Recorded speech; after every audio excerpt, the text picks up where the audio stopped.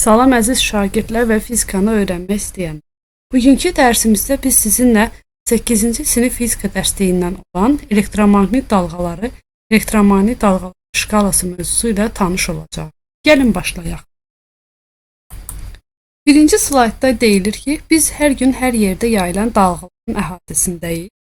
Bu dalğalar mobil telefonlar, televiziya və radio qüllələri, mənzillərimizdəki modemlər və işlətdiyimiz digər elektrik avadanlıqları yayır.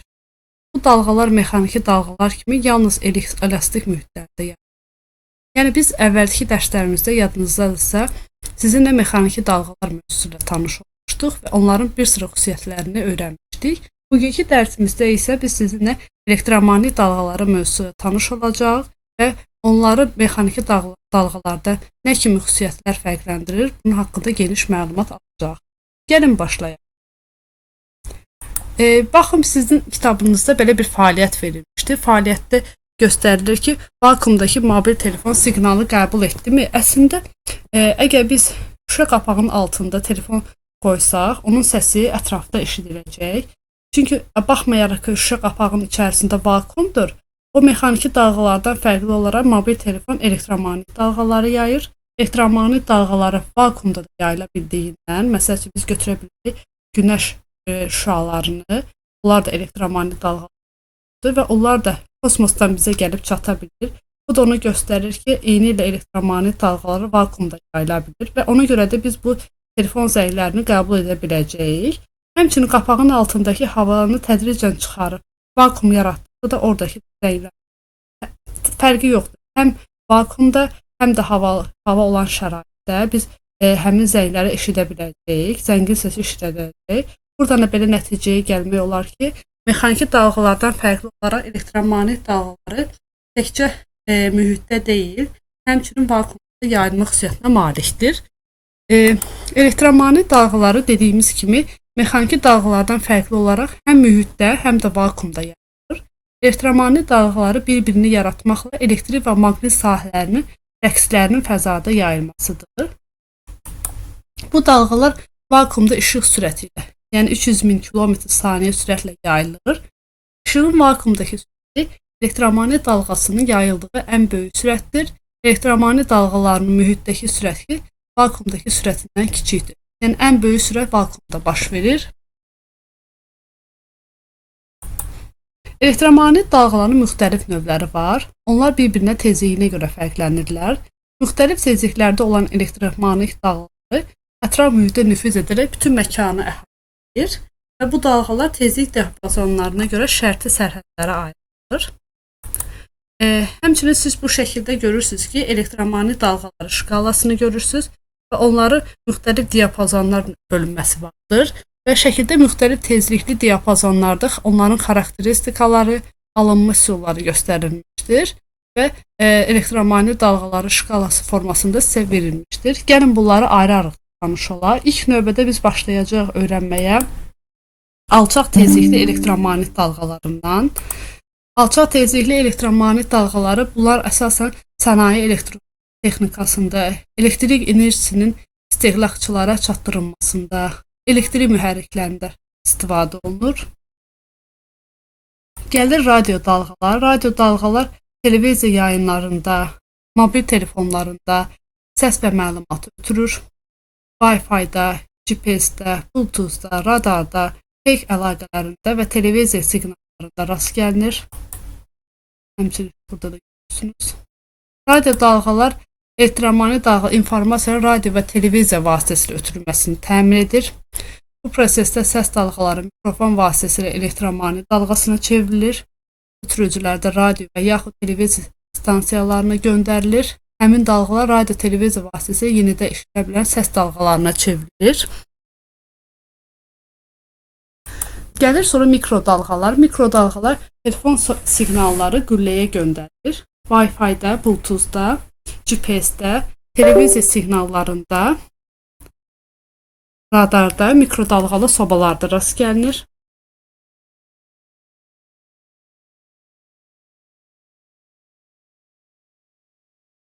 Mikrodalğalar məişətdə və müasir texnologiyalarda geniş istifadə olunur. Məişətdə bu dalğalar mikrodalğalı sobalarda rast gəlinir. Bu sobalar qidanı qızdırmaq üçün istifadə olunur. Sobada mikrodalğalar magnetron adlanan xüsusi qurğudan keçir. O elektrik enerjisini mikrodalğalı şüalanmaya çevirir. Mikrodalğalar yalnız su molekullarını rəqs etdirərək qızdırır. Ona görə də su tərkibli maddələri isitmə xüsusiyyətinə malikdir. Mikrodalğalı sobaya quru kağız qoysa, onun temperaturundan çox az dəyişiklik baş verər. Çünki daxildə heç bir su yoxdur. Keçək infraqırmızı dalğalara. İnfraqırmızı dalğalar günəşdən, alovdan,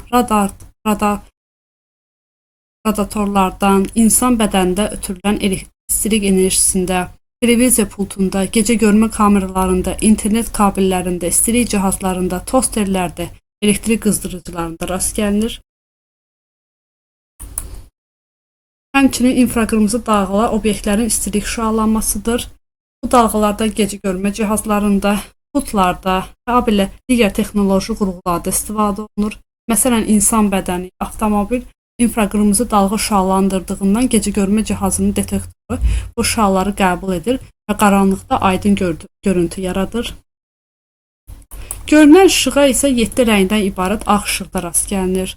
Günəş işığında, bioluminesensiya, lazerlərdə, LED lampalarda, neon şarlərində, alov işığında, televiziya, telefon və kompüter monitorlarında da rast gəlinir. Görünən dalğalar insanın təbii görməsini təmin edir. Bu dalğalar insanın gözünə düşərək gözün tor təbəqəsindəki görmə sinirinin uclarına təsir edir və beyində görmə hissi yaradır. Görünən dalğalar optik cihazlarda, fotoaparat, teleskop, eynəklərdə və s. tədqiq olunur. Digər dalğalar ultrabənövşəyi dalğalardır. Bu dalğalar günəş şüaları, fluoresent və müəyyən kimyəvi maddələrdə parıldayan qara işıq, xəstəxana və laboratoriyalarda istifadə olunan mikrob əleyhinə lampalarda, süni yolla qaralmaq üçün istifadə olunan çarpayılarda, qaynaq qövslərində, civə buxar lampalarında, ultrabənövşəyi ledlərində rast gəlinir. Ultrabənövşəyi dalğalardan həmçinin sənədlərin və kağız valyutaların həqiqiliyini yoxlamaq üçün istifadə olunur. Belə ki, sənəd və pulun üzərinə görünməyən xüsusi boya ilə yazılar yazılır. Həmin hissəyə ultrabənövşəyi işıq düşdükdə yazılar görünür. Rentgen şüaları tibbdə insan orqanizmi müayinəsində, aeroportda bağış yoxlamasında, maddələrdə qüsur və nöqsanların müəyyənləşdirilməsi zamanı rast gəlinir. Tətbiq baxımından desə, rentgen şüalarının tətbiq sahələri çox genişdir. Bura tibbi, elmi və texnoloji proseslərə misal göstərmək olar. Məsələn, insan və heyvanların sümüklərindəki sınıqların aşkar olmasında rentgen diaqnostikasının əvəz olunması rol. Tibbdə istifadə olunur rentgen şüaları. O, insan orqanizmi daxili quruluşunu zədələnmədən görməyə imkan verir. Bu şüalar həmçinin xərçəyə əleyhinə müalicədə istifadə olunur. Belə ki, rentgen şüalanması bədxasəli şiş hüceyrələrini effektiv şəkildə məhv edə bilir. Hava limanlarında və metro stansiyalarının girişində bagajı yoxlamaq üçün rentgen aparatları istifadə olunur. Bu təhlükəli əşyaların təyyarənin göyərtisinə yaxud metro qatarına gətirilməsinin qarşısını almağa kömək edir. Qamma şüalar radioaktiv parçalanma zamanı nüvə reaksiyaları, ildırım və kosmik hadisələr zamanı meydana çıxır. Bu şüalanma təbabət, elm, sənaye və təhlükəsizlik daxil olmaqla müxtəlif sahələrdə geniş tətbiq olunur. Təbabətdə müxtəlif xəstəliklərin diaqnozu müalicəsi, məsələn, xərçəngi aşkar etmək, daxili orqanları yoxlamaq və işlərin müalicəsi kimi tətbiq olunur. Elmdə nüvə reaksiyalarının xassələrini öyrənmək, radioaktiv izotopları tədqiq etmək, nüvə və atomların fotoşəkillərinin çəkilməsi və s. istifadə olunur. Keçid digər tapşırıqlara. Bu tapşırıqda bizə deyilir ki, aşağıdakı elektromaqni şüalanma növlərindən hansının dalğa uzunluğu ən qısadır? Burada dalğa uzunluğu ən qısa olanı biz götürəcəyik qamma şüalanmasını. Əgər siz şəkildə fikir verdinizsə, bayaq bizdə dalğa uzunluğu ən kiçik olan qamma şüalanması idi. Bu şəkildə qamma şüalanması dalğa uzunluğu ən kiçik idi, amma tezliyi isə ən böyük hesab olunurdu. Ona görə də burada işarələyəcəyik. qamma şalı. Növbəti tapşırıqda deyilir ki, 500 kHz tezliyində yayımlanan radiostansiyanı eşitmək üçün radioqəbul hansı dalğa uzunluğuna köklənməlidir? Bizdə şəkildə bizə tezlik, məsələnin şərtində bizə tezlik verilib. Növ bərabərdir 5000 kHz, yəni 500 min Hz nəzərdə tutulur. Kilo min deməkdir.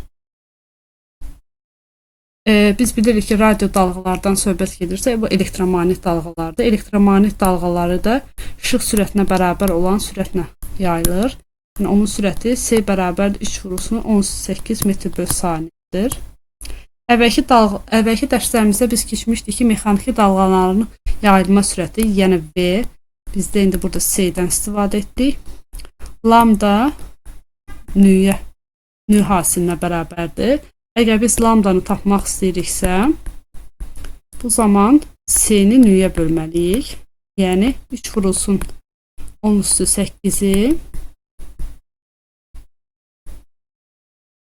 5/10⁵-ə bölürük və hesablayırıq.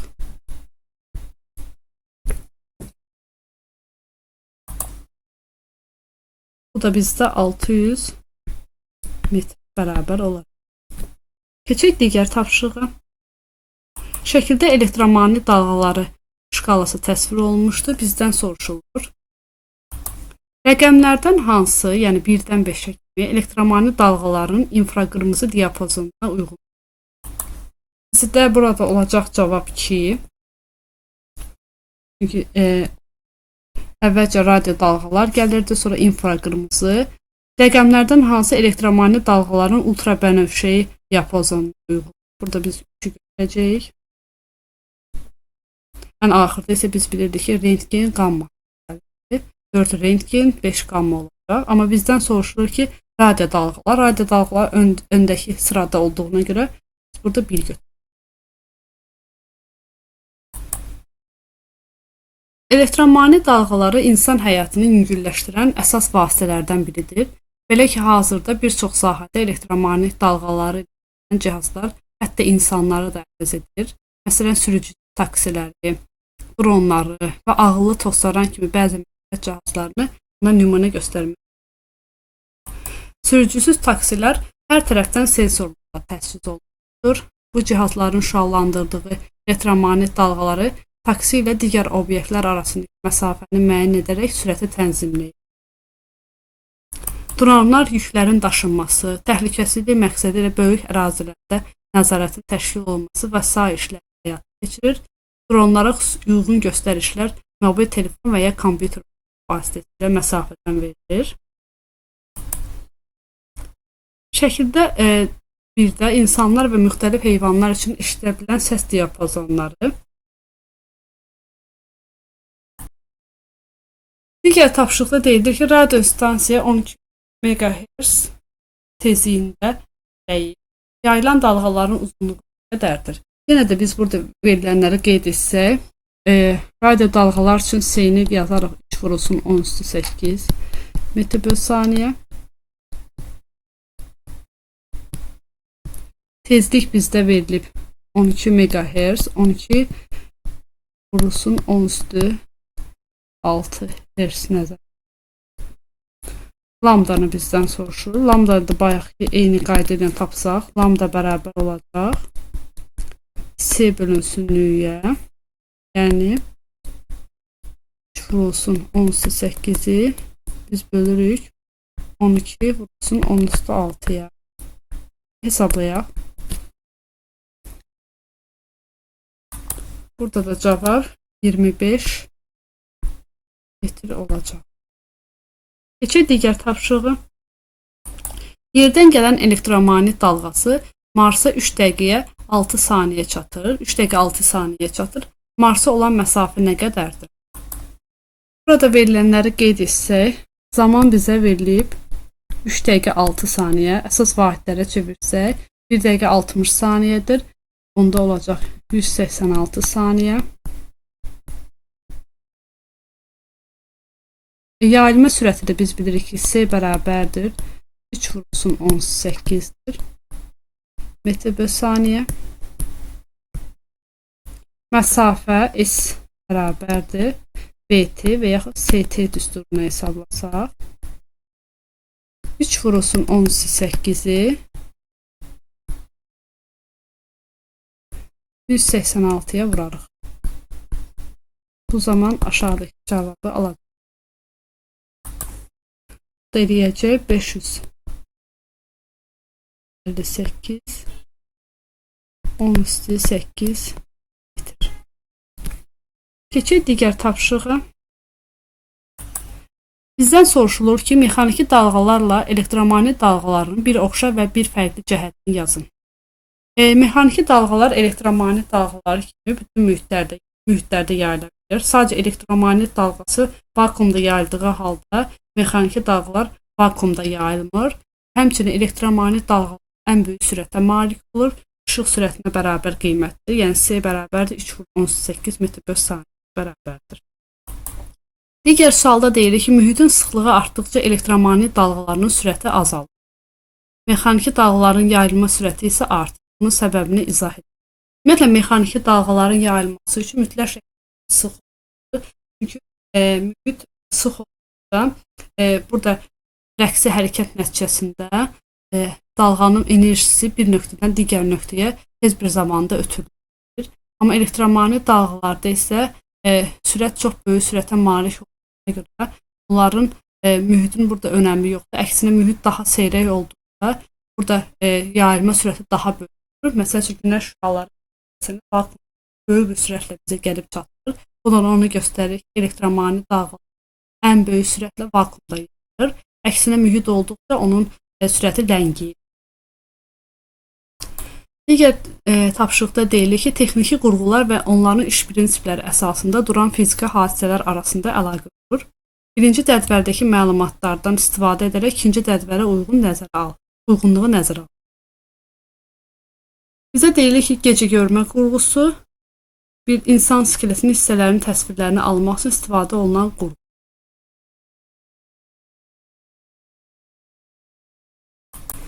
Yadınızdadırsa, əvvəlki slaytlarda dedik ki, gecə görmə qurğusu infraqırmızı şüalar vasitəsilə yayılır. Yəni, əgər insan və obyektlər özlərinə ətrafa infraqırmızı şüalar əks etdirirlər və gecə görmə qurğusu da bunu qeydə alaraq və insanların gecə vaxtı çəkilişini təmin edir. Və ona görə də biz burada A variantının təkcə altını qeyd edərik. İnsan skeletinin hissələrinin təsvirlərini almaq üçün istifadə olunan qurğu isə biz deyə bilərik ki, rentgen şüalarıdır. Rentgen vasitəsilə biz tibbdə daha çox geniş istifadə olunur. Rentgen vasitəsilə insan skeletini dəqiq şəkildə təyin etmək mümkün.